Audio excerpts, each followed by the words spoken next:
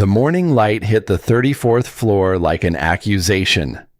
11 people sat around the Carter Global Conference table, tailored suits, leather portfolios, coffee going cold. And every one of them was looking at the man they had never expected to see standing at the head of it. Marcus Cole stood without a jacket, collar open, the kind of stillness that doesn't come from confidence alone, but from having already decided something before he walked in the door. Evelyn Carter stood one step to his right, not behind him, not in front of him, exactly beside him, and introduced him in 4 words that rearranged the air in the room. Her husband, her COO. The faces didn't fall. They simply recalculated. 6 weeks earlier, Marcus was stacking crates of Roma tomatoes before the sun was fully up. East Side Roots Community Market occupied a converted warehouse on the corner of Halsey and Marcus Garvey in Brooklyn, or the kind of building that had been 3 different things before someone decided to make it something useful. By 7:15 on a Tuesday morning, it smelled like damp soil and cardboard, and the particular sweetness of fruit that had traveled too far and needed to be sold today. Marcus moved through the aisles with the practiced efficiency of someone who had learned not to waste motion, lifting and stacking and checking dates, his mind running the logistics of the day the way it had always run logistics, quietly, completely, 3 moves ahead. Maya appeared at the loading dock door in her school uniform, backpack half zipped, 1 sock higher than the other. She was 8 years old and had her mother's mouth, a gap between her 2 front teeth that she had stopped being self-conscious about sometime around the 2nd grade. Bah. The single syllable landed with the full weight of a question. You're coming today, right? I'll be there. The science fair starts at 3, not 3:30, 3. I heard you the first time, Maya. She looked at him the way children look at adults when they are deciding whether or not to believe them. Then she zipped her backpack the rest of the way and walked to the bus stop without looking back, which was somehow more trusting than any hug would have been. Marcus watched the bus pull away, then looked at his phone. The bank balance, $847. Rent, $800. He put the phone back in his pocket and went to find Jasmine. His sister was behind the checkout counter entering inventory numbers into a laptop that had a crack running diagonally across the lower third of the screen. She was 34 and had their father's eyebrows, and an instinct for reading a room that Marcus had relied on since they were teenagers. She didn't look up when he approached. Meridian Capital sent their decision. He already knew from the way she said it. 3rd time. Same language as the first 2. Insufficient institutional foundation. Scalability concerns. She closed the laptop. Marcus, they copy-pasted it. Literally. I put the 3 letters side by side. He leaned against the counter. Outside, a delivery driver was arguing with a vendor about a parking spot. Normal morning. Forward it to the zoning file. We'll need the paper trail. For what? He didn't answer, because he didn't have an answer yet. He just knew, the way he had always known when a supply chain had a fault buried deep enough that nobody had bothered to look for it, that 3 identical rejection letters across 3 years was not bad luck. It was a pattern, and patterns had sources. That evening, after the market closed and Maya was at a neighbor's, Marcus sat at the kitchen table and looked at the photograph on the counter. Be Diane, 2 summers before the accident, standing in a sunflower field upstate, laughing at something off camera. He had stopped trying to remember what she was laughing at. It didn't matter. What mattered was the way she looked like she expected good things. From the day, from the next day, from all of them. He turned the photograph face down before he opened his laptop. Not because it hurt less that way, because he needed to think clearly. And thinking clearly around her face was still something he was working on 4 years later. The invitation came on a Wednesday, forwarded by the Brownsville Business Coalition, a private investment forum at the Grand Meridian Hotel. Attendance by nomination only. The accompanying letter used the phrase community-oriented ventures 4 times in 2 paragraphs, which Marcus recognized as the kind of language that gestures at inclusion while building a door with a very specific lock. As he forwarded his nomination anyway, assembled a presentation with 6 months of supply chain data and 3-year growth projections, and told himself it was worth trying. The forum took place on a Thursday afternoon in a room that cost more per square foot than his monthly rent. Marcus was the only black man presenting. He had prepared for this, not emotionally, practically. The way you prepare for weather, you can predict even if you can't stop it. He went third. He had 12 minutes. He used 11 of them. The supply chain redundancy model he had built for East Side routes was designed on a hub-and-spoke architecture that could scale to 3 additional locations with a $2.1 million capital investment, achieving operational sustainability within 14 months. The numbers were clean, the projections were conservative, and the methodology was sound enough that he had triple-checked it precisely because he knew it would be held to a different standard than the presentations before his. He was 4 slides from the end when Harrington spoke. Harrington was a senior partner, mid-50s, the particular brand of assured that comes not from achievement, but from never having been seriously doubted. He didn't raise his hand. He simply began talking. Thank you. I think what concerns us, and I'll speak for the group here, is the question of management capacity at scale. These kinds of projects benefit enormously from a certain institutional foundation, the kind of operational background that comes from, well, he paused just long enough, formal training. The room didn't react.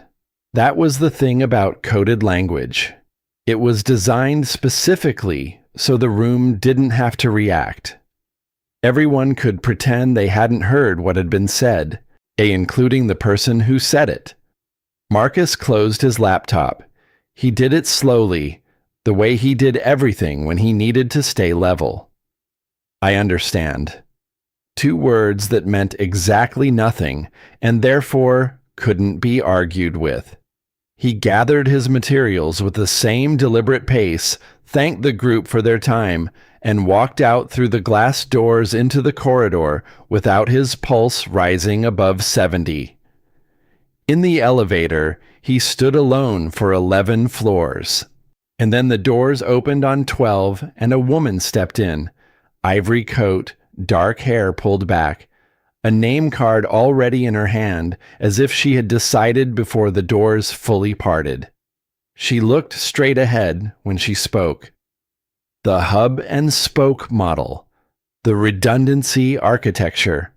I've built something similar for regional distribution, larger scale, different application.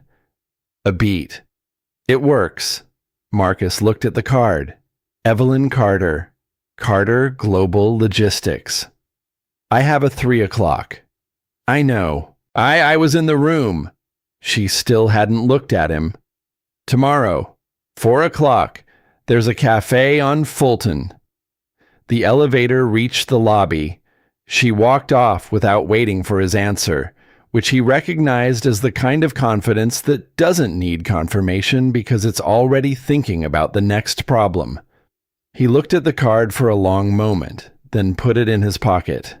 That night, Jasmine came to the market after closing with her laptop, and a look Marcus had learned to read as controlled alarm. She opened a database he didn't recognize. The Community Investment Council's complaint registry, public record, rarely accessed. She had filtered it by outcome, rejected, then by year, the last 6, then by owner demographics, a field that existed because someone had once argued it was necessary for equity reporting, and had apparently never checked what the data actually showed. 73 files, 73 businesses, all rejected, all owned or led by Black or brown applicants, all declined with language about institutional foundation and scalability and operational background. The rejections spanned 6 years and carried the signatures of 7 different council reviewers, but the language was consistent enough to have been written once and distributed. "This isn't one person," Jasmine said. Marcus looked at the screen long enough to make sure he was seeing it correctly. He was. No. He looked at Evelyn Carter's card beside the keyboard. "It's a system." He didn't sleep well that night, but not because of the anger. The anger was clean, and he knew what to do with clean anger. What kept him awake was the quieter thing underneath it. The question of how many of those 73 had stopped trying, had decided the problem was theirs. He had turned the rejection inward and called it truth. Maya padded out of her bedroom at 11:15 for a glass of water and found him still at the table. "You have that face," she said. "What face?" "The one where you figured something out, but it's not good yet." He looked at his daughter in her dinosaur pajamas, gap-toothed, half asleep, more perceptive than most adults he knew. "Go to bed, Maya." She went. He sat with the 73 files and the business card and the particular silence of a city that never fully goes quiet, and he thought about what it means to build something in a place where the ground has been quietly tilted against you for years. And he thought, for the first time in a long time, that someone with the right leverage and the right reason might be able to level it. He turned the card over once in his fingers. Tomorrow at 4. And the cafe on Fulton was the kind of place that minded its own business, which was why Evelyn had chosen it. She was already seated when Marcus arrived, 8 minutes late because Maya's bus had run behind, and he had waited until he saw her through the school door before he left. Evelyn didn't comment on the time. She had a folder in front of her, closed, and a coffee she hadn't touched. And the particular posture of someone who has already rehearsed the conversation twice and is now waiting for it to begin. Marcus sat down across from her and ordered nothing. She opened the folder and pushed it toward him. Inside, a legal agreement, tabbed in 4 colors, 41 pages. "My ex-husband is getting remarried in 3 weeks." She didn't frame it as an explanation. It was a coordinate, a point on a map that located everything else. Daniel Whitmore, and the wedding is at the Grand Navara. His guest list is 200 people, investors, 3 state legislators, 2 federal appointees, and every major financial journalist in the Northeast Corridor. He made sure I received an invitation, personally addressed, hand-delivered. She let that land. He wants me to see it. Marcus turned the first page of the agreement without reading it yet. See what? That he won. Her voice didn't change pitch, but something behind it tightened. He spent 6 years of our marriage telling anyone who would listen that I was difficult, emotional, too political, not rigorous enough for enterprise-level leadership.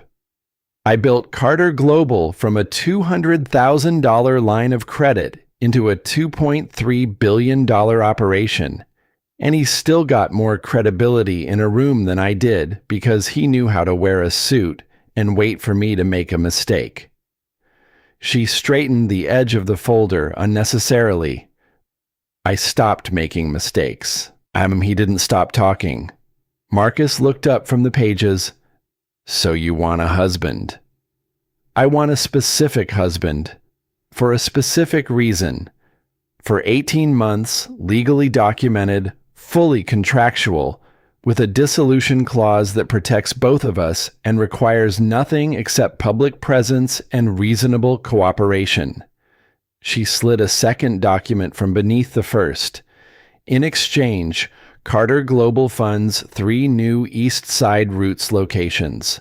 Full infrastructure, staffing, distribution integration.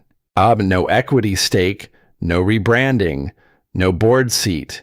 You retain operational control of everything. He was quiet for a moment. Outside, a bus groaned past. Why me? Because your model is architecturally sound and no one with capital will touch it, which means the problem isn't the model. She said it the way engineers describe a fault in a system, without judgment, with precision. And because Daniel built his entire reputation on a very specific idea about who belongs at a table and who doesn't. Walking into that hotel with you beside me isn't a statement I have to make. It makes itself. Marcus closed the folder. I'm going to renegotiate. She hadn't expected that. The slight adjustment around her eyes said so. Go ahead. Scholarships, not just location expansion, a paid training program for young people in the market's district, real wages, not stipends. And I want to review Carter Global's full financial statements before I sign anything, not a summary, on the actual reports. She held his gaze for 3 seconds, which was longer than most people held it when he was asking for something. Done. She extended her hand across the table. We'll need to move quickly. City Hall has availability Thursday morning. He looked at her hand. Then he shook it. The agreement between them felt less like a beginning and more like a mechanism engaging.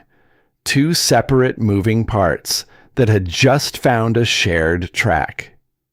City Hall on Thursday took 11 minutes. Although the clerk mispronounced Evelyn's middle name, Marcus held his expression together through the vows by focusing on a water stain on the ceiling that was shaped like the state of Ohio.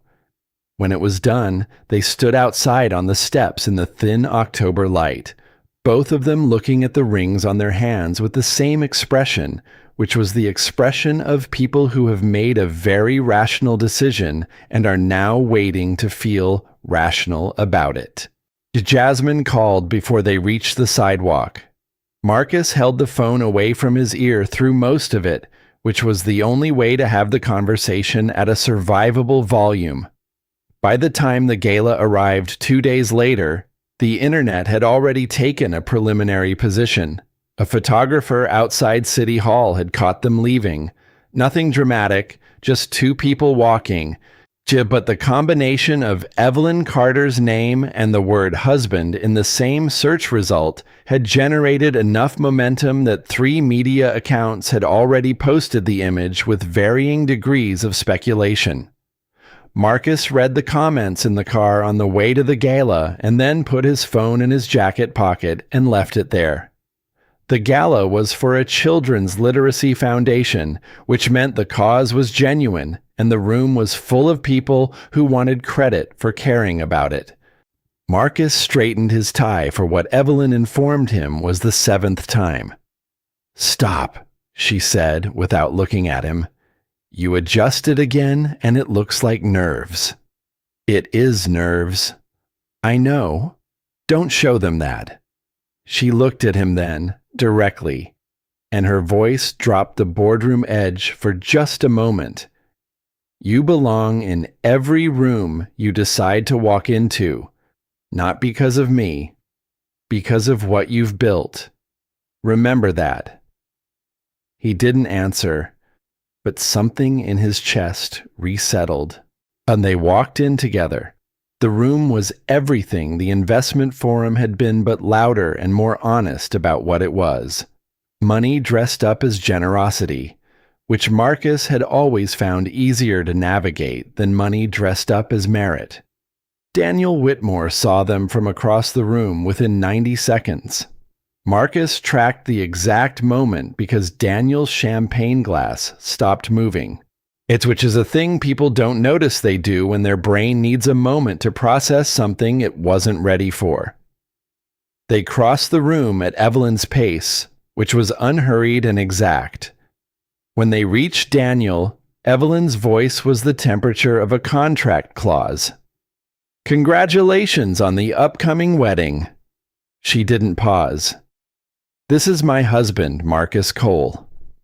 Daniel's handshake was 3 beats too slow, and the beat that was missing was the one where a man decides to be gracious and chooses instead to calculate. His eyes moved to Marcus with the particular quality of an assessment that's trying not to look like one. Marcus met it without reaction. There was nothing to react to. He had been assessed by better and worse his entire career and had long since stopped letting other people's arithmetic determine his value. And they moved through the evening with the practiced ease of 2 people who had agreed on an objective and trusted each other enough to execute it without a script. Donors drifted toward Marcus. His market had been covered in a neighborhood profile 3 months earlier, and 2 of them had read it. They asked about the hub and spoke model without calling it that, or because they knew it as that distribution thing you're doing in Brooklyn. And Marcus talked about it the way he always talked about his work, which was clearly and without performance. And the clarity itself was persuasive in a room full of performance. Evelyn watched him from the edge of a conversation she was only half inside and felt something she hadn't expected. Not strategy working, something quieter, something that made her look away. She pushed it toward the back of her mind and kept it there. This was structure, not feeling. The distinction mattered. 3 days later, she came to the market. No announcement, no press, jeans and a long coat, arriving 20 minutes before the lunch rush. Marcus was in the back coordinating a delayed delivery when she walked through the front, and Mrs. Alvarez at the tamale stand studied her for exactly 4 seconds before deciding she was acceptable and offering her a sample without asking. Evelyn accepted it, which was apparently the right answer, because Mrs. Alvarez nodded once and returned to her work.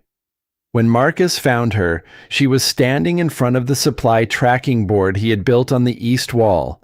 Handwritten, color-coded, updated daily. He set a crate down.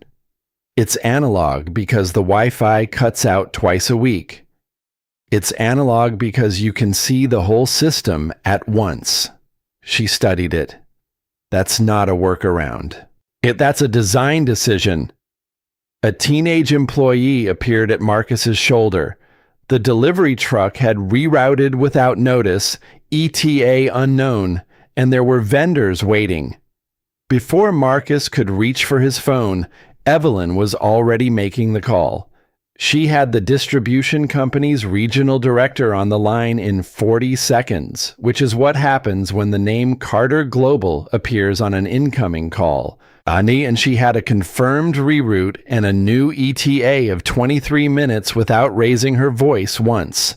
Marcus looked at her when she hung up. That took 5 minutes. People return billionaire calls. A pause. "It's not fair. I know."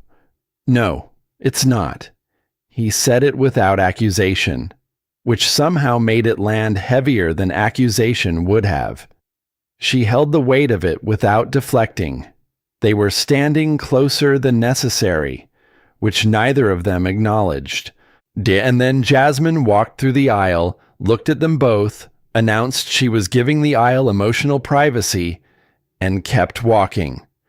They stepped apart simultaneously, which was almost worse. The headline broke 9 days into the arrangement. 3 blogs, then a wire pickup. Anonymous sources, No documents, no named witnesses, claiming East Side Roots had misappropriated $340,000 in federal grant funding. Marcus read it at 6:40 in the morning, standing in the market parking lot, to the air cold enough to see his breath, and for a moment the ground felt like it was tilted. Then Evelyn called. She had already read it.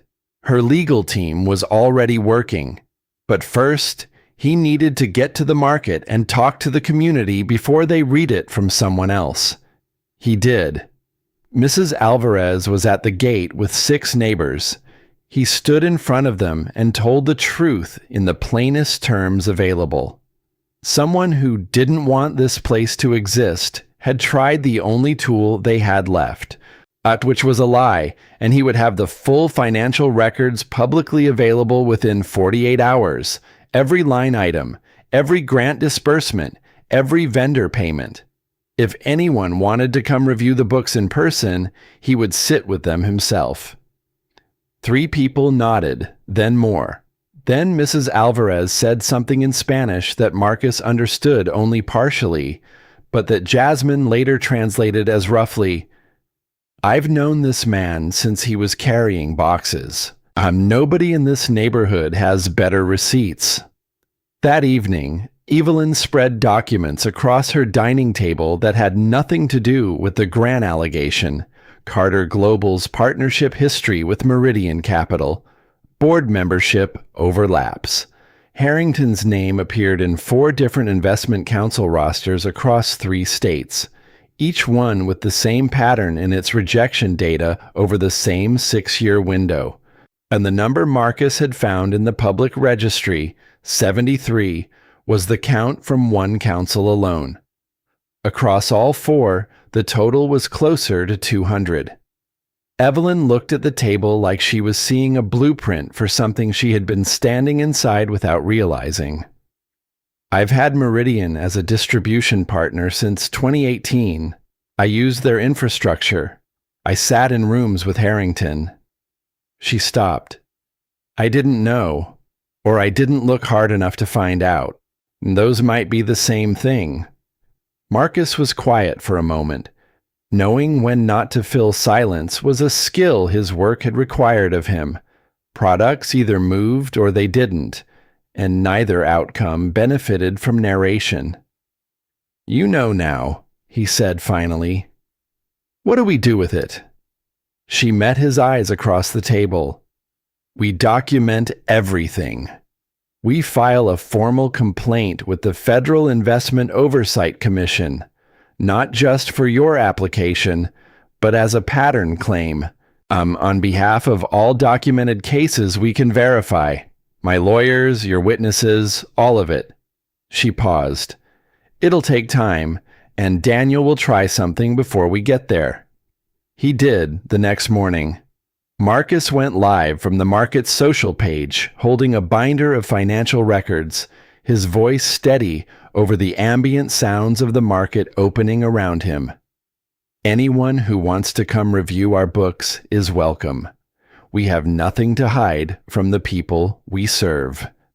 By afternoon, the comments had turned. By evening, the original blogs had stopped updating the story. Daniel's next move was a phone call to Evelyn, which she took on speaker with Marcus in the room. The voice on the line was smooth with the particular smoothness of a man who believes composure is the same as righteousness. "You're dragging someone into your mess who doesn't understand what he's walking into." Evelyn looked at Marcus standing by the window of her office. "He's not in my mess. He's my husband." She said it with a flatness that was different from coldness. It was the flatness of a fact that no longer required her emotional energy to defend. Daniel's pause was longer than his pauses usually were. "You don't love him." Through the window, 3 floors below, the market was still running. Someone was laughing near the fruit stand. A kid on a bicycle was doing something inadvisable near the loading dock, and an adult was telling him so at volume. Marcus looked at all of it, and then looked at Evelyn, and she looked at him, and neither of them said anything for a moment, and in that silence, something shifted between them that no contract had anticipated, and no clause could contain. "You don't get to define what I feel," she said, and ended the call. The complaint was filed with the Federal Investment Oversight Commission at 5 p.m. on a Friday, 3 weeks into their arrangement. 12 witnesses. Full financial documentation from Carter Global. The original 73 files from the public registry, plus 41 additional cases Evelyn's legal team had flagged in the expanded search. Combined, the filing covered a pattern of discriminatory investment denial spanning 6 years, 4 councils, and 3 states. That evening, Marcus called Maya from Evelyn's office. "Ba misses you." She told him about a volcano she was building for the science fair out of papier-mâché and ambition, and he told her she was going to do great. He meant it the way he always meant things, completely, without reservation. After he hung up, he sat in the quiet for a moment.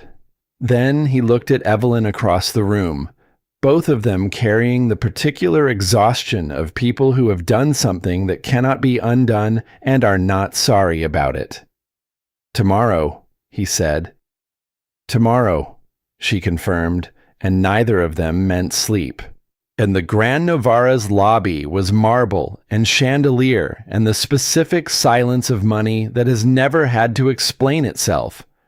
Marcus wore the navy suit, the same one from City Hall, the same one from every moment in his adult life that had required him to walk into a room that wasn't built for him and stand there anyway. Evelyn was in black, simple and exact. And when the attendant at the entrance moved to slow them, she produced the invitation, the one Daniel had hand-delivered 3 weeks ago with the full intention of it being a wound, and handed it over with the expression of someone returning a borrowed item they had no further use for. They walked in together. The room was deep into its evening. 200 people in their finest, the band into its second set, the kind of event where alliances get made between the appetizers and the main course. Daniel was near the center of it, the gravitational point the whole room oriented around, and he saw them within seconds of their arrival. Marcus watched the recognition move through him like a current finding a fault line.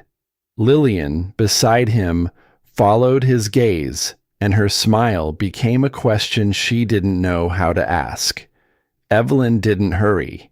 She moved through the room the way she moved through everything, with the patience of someone who knows the outcome and has stopped performing urgency.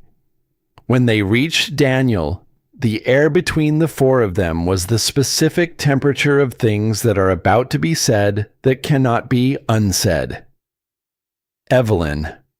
Daniel's voice had its boardroom finish, smooth and controlled, the voice of a man who had spent decades believing composure was a form of power. His eyes moved to Marcus and stayed there a half-second too long. "I wasn't aware you were bringing someone." Marcus extended his hand. "Marcus Cole." He let the name sit without addition, without title, without the credential that was coming, because timing is its own form of precision.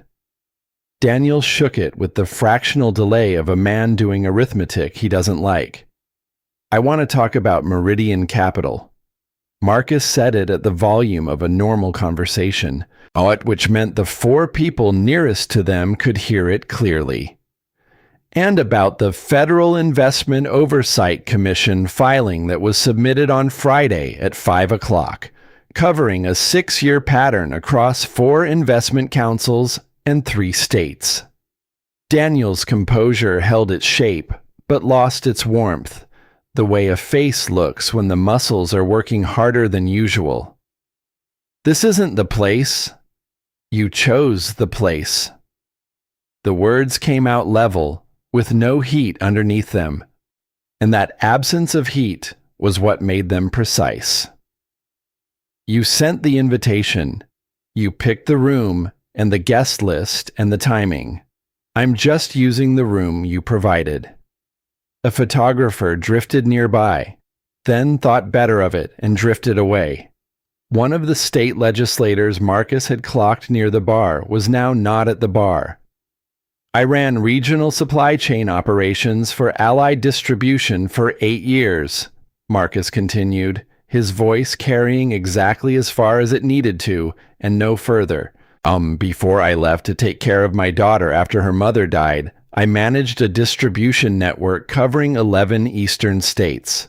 I know how to read a financial structure.